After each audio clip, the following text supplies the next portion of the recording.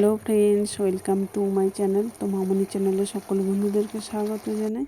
তো প্রতিদিনের মতো আজও একটা রেসিপি নিয়ে আপনাদের কাছে হাজির হয়ে গেছি।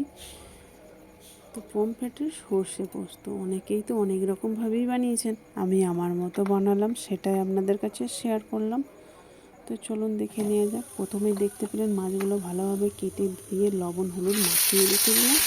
এরপর গরম হলে সর্ষের তেলটা ভালো মতো গরম হলে মাছগুলো দিয়ে দিলাম। তো মাছগুলো এক পিঠ গোল্ডেন কালার হয়ে আসতে উল্টে দিলাম।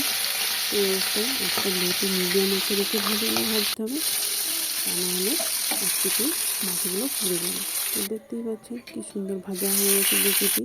তো আরও একটা ছিল, সেটাকে দিয়ে দিলাম, ওটা ভাজা হোক, ততক্ষণে আমি মশলাটা বেটে নিই।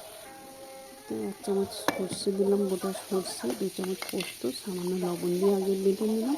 তার মধ্যে দিয়ে দিলাম 2 থেকে 3 ইঞ্চি আদা, দিয়ে দিলাম 8 থেকে 10টা রসুনের কোয়া, 5-6টা কাজু, কাঁচা লঙ্কা 5টা, একটা মিডিয়াম সাইজের টমেটো, একটা বড় সাইজের পেঁয়াজকে কুচিয়ে রেখেছিলাম, সেটাও দিয়ে দিলাম।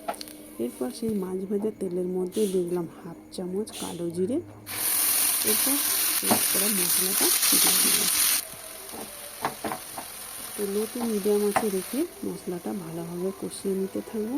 তো শুকনো মশলা এরপর দিয়ে দিলাম হলুদ, জিরে, লঙ্কা গুঁড়ো ও কাশ্মীরি লঙ্কা।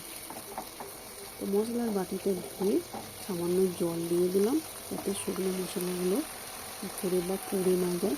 স্বাদ মতো লবণ দিয়ে দিলাম। সব লবণ ঝাল ব্যালেন্স রাখার জন্য 1/2 চামচ চিনি দিয়ে দিলাম। দেখতে পাচ্ছেন এরপরে তেল ভেসে উঠেছে, তার মানে কষানো আমার কমপ্লিট। এরপর জল দিয়ে দিলাম।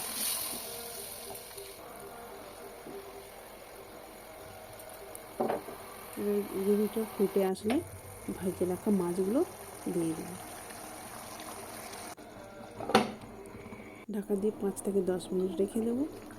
তো আপনারা বাড়িতে অবশ্যই বানিয়ে দেখুন, কেমন হলো কমেন্ট করে জানাতে ভুলবেন না। সব শেষে দিয়ে দিলাম কিছুটা ধনেপাতা কুচি।